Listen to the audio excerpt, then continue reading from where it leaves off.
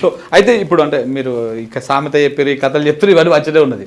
కానీ ప్రజలు చాలా సీరియస్గా అంటే కేసీఆర్ మీరు చెప్పి చూసినావా అంటే సమైక్య పాలకులు మన మీద ఎలిగేషన్ ఏం చేసారు ప్రధానంగా, మీకు పాలన చేత కాదు, మీకు కరెంటు రాదు, మీకు మీ ప్రాంతాన్ని మీరు పాలించుకోవడం మీకు చేత కాదని చెప్పేసి వారు మాట్లాడారు.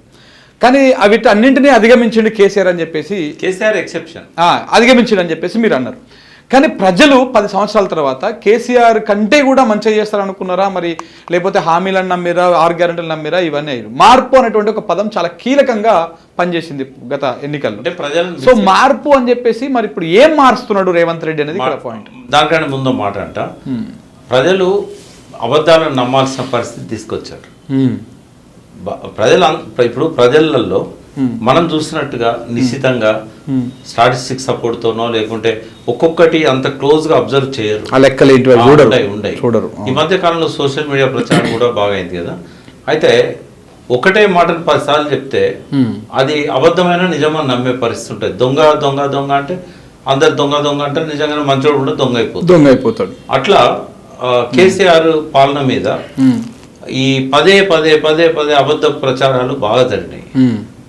ఎందుకో రూలింగ్ పార్టీలో ఉన్న వాళ్ళు ఈ అబద్ధాలను కౌంటర్ చేయడంలో కొద్దిగా వెనుకబడ్డారు. అది వాళ్ళే ఒప్పుకున్నారు. అబద్ధాలను కౌంటర్ చేయడంలో వెనుకబడ్డం అనేది వాళ్ళే ఒప్పుకున్నారు. ఈ అబద్ధాల ప్రచారం వల్ల ప్రధానంగా 92 లక్షల ఓట్లు కాంగ్రెస్ పోయినాయి. నేను అనుకుంటా ఒకవేళ కనుక కేసీఆర్ గారు కానీ, ఆ పార్టీ నాయకులు కానీ, ఆ మంత్రులు కానీ, ఆ సెక్రటరీస్ కానీ చేసిన పనులనే కరెక్ట్గా జనంలోకి తీసుకుపోగలిగితే 9,20,000 ఓట్లు కూడా కాంగ్రెస్కి వచ్చేవి కావు. అది పెద్ద ప్రమాదంగా పరిణమించింది. రెండవది ఏంటంటే ఎందుకంటే మార్పు కోరుకోవడానికంటే ముందు ఏం జరిగిందనేది మనం మాట్లాడుకుంటాం. రెండవది ఏంటంటే ఇదొకటి ఉదాహరణకు వాళ్ళు చేసింది ఏం చెప్పుకోలేకపోయిన అనేది ఒకటి చెప్తాను. భారతదేశంలో 10 సంవత్సరాల పాలనలో ఏ రాష్ట్రంలో కూడా తెలంగాణలో ఇచ్చిన ఉద్యోగాలు ఇవ్వలేదు. ఏ రాష్ట్రంలో కేసీఆర్ గవర్నమెంట్ ఇచ్చిన ఉద్యోగాలు, కేసీఆర్ గవర్నమెంట్ తెలంగాణలో ఇచ్చిన ఉద్యోగాలు జనాభాతో పోల్చినప్పుడు ప్రపోర్షనేట్ గా నిష్పత్తి ప్రకారంగా ఏ రాష్ట్రంలో ఇవ్వలేదు. Telangana is top in providing employment. అదేంటి అసలు మెయిన్ గా ప్రధానంగా కేసీఆర్ ఓడిపోవడానికి కారణమే నిరుద్యోగులు. ఎందుకంటే జియో 46 వాళ్ళని గ్రూప్ బస్సులు వేసుకొని తిరిగి వీళ్ళంతా చేసి వాళ్ళకి అర్థం చేయించడంలో విఫలమైంది. మరి అంతా అన్ని ఉద్యోగాలు ఇచ్చినప్పుడు ఎందుకు చెప్పుకోలేకపోయారు, ఎందుకు అదైంది అంటే వాళ్ళంతా ఇప్పుడు ఏమైందంటే ఎట్లా ఆలోచిస్తారు కేసీఆర్ గారు కానీ ఆ పార్టీ కానీ అంటే ప్రతి కుటుంబానికి లబ్ధి జరిగింది మన వల్ల. తెలంగాణ ప్రజలు విశ్వాసఘాతకులు కారు. తెలంగాణ ప్రజలు నమ్మిన వాడికి అన్నం పెట్టిన వాడికి సున్నం పెట్టే రకం కాదు. నేను ఇన్ని చేశాను, అడగకుండానే ఇచ్చాను, కాబట్టి నన్ను ఓడించరు అనే ఒక ఓవర్ కాన్ఫిడెన్స్ ధీమా ప్రజల మీద ఉన్న అతి నమ్మకం, అతి విశ్వాసం అది దెబ్బతీసింది. అప్పుడు ఇవన్నీ చెప్పాల్సిన అవసరం లేదు, మనం చేసినాం కదా చెప్పుకోవడం ఎందుకు. 4 రోజుల ముందు కేటీఆర్ చెప్పాడు ఈ మాట, ఇప్పుడు నేను చెప్పిన మాట. కానీ అప్పటికే నిరుద్యోగులంతా బస్సు యాత్రలు చేసుకుంటూ ఇంటింటి తిరిగి తల్లిదండ్రులకు పిల్లలకు చాలా దిక్కుల క్లాష్ అయింది. లేదురా మాకు కేసీఆర్ తో పెన్షన్ వస్తుంది, మాకు రైతు బంధు వస్తుంది, మాకు నీళ్లు వచ్చినాయి, మేము ఆయనకే ఎత్తామంటే కొడుకులు మాకు ఉద్యోగాలు రావాలన్నా వద్దా, మీది అంతరిస్తున్న తరం, మాది ఉదయిస్తున్న తరం, కాబట్టి మేము మా బతుకు కోసం మీరు వేయాలి, ఈ ఒక్కసారి కేయండి, సోనియమ్మ ఇచ్చిన తెలంగాణ. ఇట్లా మైండ్ సెట్ మార్చి అదే మీరు పింఛన్ తీసుకుంటా అంటే నా ఉద్యోగం జీతంలోకి వెళ్ళి నీకు పింఛన్ ఇస్తా అని చెప్పేసి కూడా ఇట్లా ఏంటంటే అబద్ధ ప్రచారం జరిగినంతగా వాస్తవాలు. మరి మీరేమో అత్యధికంగా ఉద్యోగాలు ఇచ్చారని చెప్తా ఉన్నారు. మరి ఇప్పుడు రేవంత్ రెడ్డి గారేమో అసలు గత ప్రభుత్వం ఉద్యోగాలు ఇవ్వలేదు, మేము రాగానే సంవత్సర కాలం లోపల. ఒకటి ఆయన నేను ఏమన్నారంటే స్వతంత్ర భారతదేశంలో ఈ 75 ఏళ్లలో ఎవరు ఇయ్యనన్న ఉద్యోగాలు ఈ ఏడాది కాలంలో మేము ఇచ్చినాము, ఏ రాష్ట్రంలో కూడా అన్ని ఉద్యోగాలు ఇవ్వలేదని. అంటే ప్రభుత్వం అనేది ఒక కంటిన్యూస్ ప్రాసెస్. ఇప్పుడు నోటిఫికేషన్లు ఒక్కటి కూడా రేవంత్ రెడ్డి ఇచ్చిన నోటిఫికేషన్లలో ఒక 5,000 ఉద్యోగాలు కొత్తగా డిఎస్సీలో యాడ్ చేసి అదే 6,000 బదులు 11,000. ఇవి తప్ప మిగతా అన్ని కేసీఆర్ పీరియడ్ లో వచ్చిన నోటిఫికేషన్లే. ఎలక్షన్స్ రావడంతోనే అది తర్వాత ఫలితాలు తర్వాత డిక్లేర్ చేయడం కావచ్చు, జాబులు తర్వాత ఇవ్వడం కావచ్చు. బట్ ఆయన గవర్నమెంట్లో ఇచ్చినట్టుగా ఆయన క్లెయిమ్ చేసుకుంటాడు. అప్పుడు కాంగ్రెస్ వాళ్ళు ఏమన్నారు, కల్వకుర్తి నెట్టంపాడు భీమా ఇవి కేసీఆర్ నీళ్ళు ఇచ్చాడు 10 లక్షల ఎకరాలకు, బట్ మేమే కట్టినాం, ఇది మా ఖాతాలో వేసుకుంటాం అన్నారు. మరి అది నిజం అనుకోవాలా ఇది నిజం అనుకోవాలా? అంటే నేను అనేది ఏంటంటే రేవంత్ రెడ్డి, నేను ఎలక్షన్ల ముందు కూడా చెప్పాను మీడియాలో, ఉన్న ఉద్యోగాలే 90,000 మ్యాక్సిమం ఉంటే ఒక 1 lakh. ఈ 1 lakhలో 50,000 ఉద్యోగాలకు నోటిఫికేషన్లు కేసీఆర్ ఇచ్చాడు. మిగతా ఎందుకే లేకపోయింది 50,000 అని అంటే ఆయన ప్రక్షాళన చేయాలనుకున్నాడు కొన్ని డిపార్ట్మెంట్స్, పర్టికులర్గా ఎడ్యుకేషన్ డిపార్ట్మెంట్. అయితే ఇప్పుడు ఉదాహరణ రెవెన్యూ ప్రక్షాళన ఏమైంది, విలేజ్ అసిస్టెంట్స్, విఆర్ఓలు వీళ్ళందరూ కూడా సప్లెస్ అయింది, తీసేలే సప్లెస్ అయింది. ఈ సప్లెస్ అయిన వాళ్ళని అకామిడేట్ చేయాలి కదా. కాబట్టి ఒక క్వశ్చన్ ఉండాలని చెప్పి ఒక 50,000 ఉద్యోగాలను ఆయన నోటిఫై చేయలే. ఆయన చేసిన దానిలో మొత్తం ఆయన పాలన మొత్తంలో ఒక 45,000-50,000 ఉద్యోగాలను తప్ప మిగతా అన్ని క్రియేట్ చేశాడు ఆయన. ఒక 50,000కేమో ఎగ్జామ్స్ అయ్యి రిజల్ట్స్ డిక్లేర్ చేయక నోటిఫికేషన్స్ ఇచ్చి ఈ స్టేజ్లో ఉన్నాయి. అంటే ఒక్క గ్రూప్ 1 ఉద్యోగం కూడా వేయలేదు కేసీఆర్ 10 ఏళ్లలో. ఒక్క గ్రూప్ 1 ఉద్యోగం కూడా వేయకపోవడం వల్ల చాలా వ్యతిరేకత వచ్చింది. అంటే గ్రూప్స్ కూడా చాలా గ్రూప్ 1లో అప్పటికి మనకంతా సర్ప్లస్ ఉంటుంది. చాలా మంది హైదరాబాద్లో ఉండాలని చెప్పి అప్లికేషన్లు పెట్టుకున్నాను.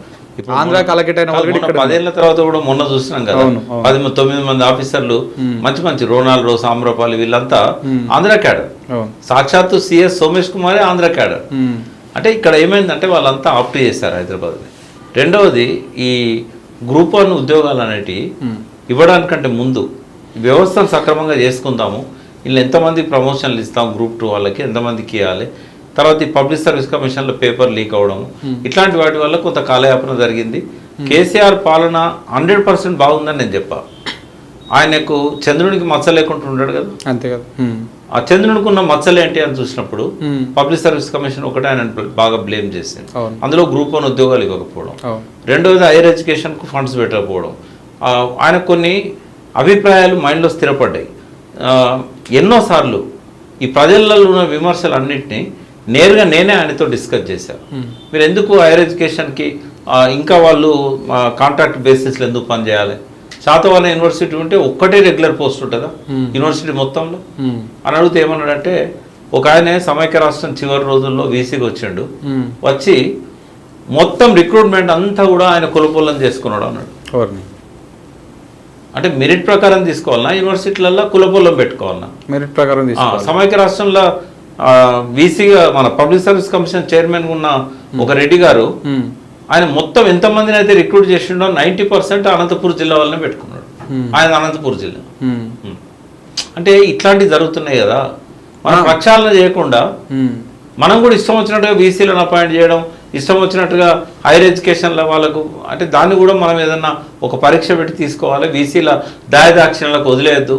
అయితే ఏమైందంటే కేసీఆర్ బలహీనత ఏం తెలుసా? కేసీఆర్ ఏంటంటే అన్ని రంగాల మీద ఎంతో కొద్ది ఎక్కువ అవగాహన వ్యక్తి. అయితే అన్ని నేనే చేయాలనుకుంటాడు. తప్పులు అన్ని నేనే చేయాలనుకుంటే కాల పరిమితి ఉంటుంది కదా, 24 గంటలుగా ఎవరికైనా. అయితే ఇది ఏమైందంటే వేరే, అంటే అతి జాగ్రత్త. ఎందుకంటే ప్రజల మీద ప్రేమతోనే వాళ్ళు కొంచెం తప్పులు చేస్తారేమో. ఈ మాట కూడా నేను ఆయన అడిగింది మీకు మీడియాలో ఇంతకుముందు చెప్పినా ఇప్పుడు చెప్తా. ఒక 6 నెలల తర్వాత నన్ను పిలిచాడు నైట్ టైంలో. నేను ఏ పదవి తీసుకోలేదు కదా. నా పట్ల కూడా ఆయనకు ఒక అసెస్మెంట్ ఉంది, ఉన్నది ఉన్నట్టు చెప్తాడు, కరెక్ట్ చెప్తాడు, నన్ను చూసి మొహమాట పడాడు అని. అయితే అడిగిండు, ఎట్లుంది పాలన, 6 months అయింది కదా, ఏది 2014లో ఏమనుకుంటున్నారు అంటే, అంత బాగానే ఉంది, అనుకున్న దానికంటే కూడా బాగుంది, అడగకుండానే వరాలు ఇస్తున్నారు, బట్ మంత్రుల లోపల ఒక అసంతృప్తి ఉంది, వాళ్ళ పని చేయట్లేదు, మీరు వాళ్ళ పనులన్నీ కూడా మీరే చేస్తున్నారు అని అంటే ఆయన ఒకటే అన్నాడు, 6 నెలలు నేను ముఖ్యమంత్రి ఉన్నా కూడా అడ్మినిస్ట్రేషన్ నా కంట్రోల్లోకి రాలేదు. ఇంకా నాకు ఇంత అవగాహన ఒక్కొక్క రంగం మీద ఉన్నా కూడా నన్ను ఆటాడిస్తున్నారు వాళ్ళు. మంత్రులను అవగాహన పెంచుకోమను, అవగాహన పెంచుకుంటేనే అధికారుల మీద వాళ్ళు ఉంటుంది. నాకేం వాళ్ళ పనులను నేను చేయాలని లేదు నాకు, బట్ అవగాహన పెంచుకోమని నేను ఎవరైతే చెప్పాను. సో ఎట్లా కేసీఆర్కి ఏ విధంగా అయితే ఒక సబ్జెక్ట్ మీద అవగాహన ఉంటుందో ఆ సబ్జెక్టు ఈ సదరు మంత్రి నేర్చుకుంటే ఈయనకు ఆ బటన్ ఉండదు కదా. అదే ఇప్పుడు వాళ్ళకి ఇష్టమున్న శాఖలు ఇయ్యరు. అవును, వీళ్ళు ఇద్దామనుకునే ఇస్తారు. ఇప్పుడు ఈ మంత్రిత్వంలోనే ఒక మంత్రి నేను పోతే అదే రోజు ప్రమాణ స్వీకారమైన తెల్లారి నీ సహకారం నాకు కావాలి, నేను ఒక శాఖ అనుకుంటే నాకు ఇంకో శాఖ వచ్చింది, ఈ శాఖ గురించి నాకు ఎక్కువ అవగాహన లేదు, నువ్వు రాజీనామా చేయకు, నువ్వు కంటిన్యూగా అన్నాడు. అంటే అట్లా బాగుండదు, నేను పార్టీగా నేను చూడము, నువ్వు ఒక ఇంటెలెక్చువల్ తెలంగాణలో, నీ సపోర్ట్ కావాలంటే సపోర్ట్ ఎప్పుడు ఉంటుంది, దానికి పదవి అక్కర్లేదు. అవును, కాబట్టి మీరు సపోర్ట్ తీసుకోండి. నేర్చుకునే తత్వం గుణం ఉండాలి కదా. నేను చెప్పదలుచుకున్నది ఏంటంటే అదే ఆ మంత్రి నాతో మాట్లాడినాడు, నాకు పెద్ద అవగాహన లేదు, ఏం చేయాలని అడిగిండు, ఆయన ఏం చేస్తే బాగుంటుందో నేను చెప్పాను.